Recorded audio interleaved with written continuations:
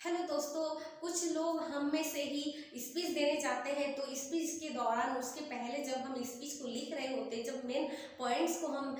लिख रहे होते, शॉर्ट आउट कर रहे होते हैं, तब एक डर भी रहता है मन के अंदर कि ये जो मैं जितने सारे पॉइंट्स मैं लिख रहा हूँ, क्या मैं अगर मंच पे गया तो अगर मैं भूल जाऊँ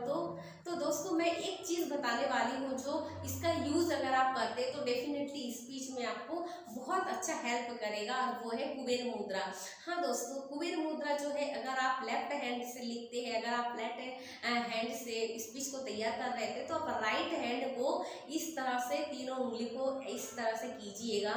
तीनों जो उंगली है, तीनों नाखून एक जगह होनी चाहिए, उंगली तीनों। और ये जो हमारा बाजू में जो उंगली है, दो उंगली, ये इस तरह से दबी होनी चाहिए, इस तरह से ये, और इस तरह से ये। तो ये कुबेर मुद्रा जो है, कुबेर मुद्रा करके एक हाथ से कुबेर मुद्रा करेंगे, दूसरे हाथ से आप लिखते जाएंगे, तो होगा क्या, होगा ये कि जब आप स्पीच को तैयार कर रहे होते हैं और हाथ को इस तरह से कर रहे होते हैं, तो ये हमारे माइंड के साथ भी कनेक्शन होता है बहुत। अगले दिन जब हम स्पीच देने जाएंगे और अगर कुछ भूलते हैं, तो बट हम ऐसे करके, फिर इस उंगली को ऐसे करके अगर हम थोड़ा सा उस पर फोकस करें कि हाँ मैंने तो लिखा था, पर क्या लिखा था उस समय थोड़ा याद करने की कोशिश करेंगे, तो आपको झट से याद आ जाएगा कि हाँ वो पॉइंट्स है मुझे जो क्लियर करने हैं। तो आपको फटाफट वो जो शब्द है, वो जो टॉपिक है, आपको याद आ जाएगा। तो इससे जो भूलने वाली जो क्रिया प्रक्रिया है, वो हम बच जाएंगे।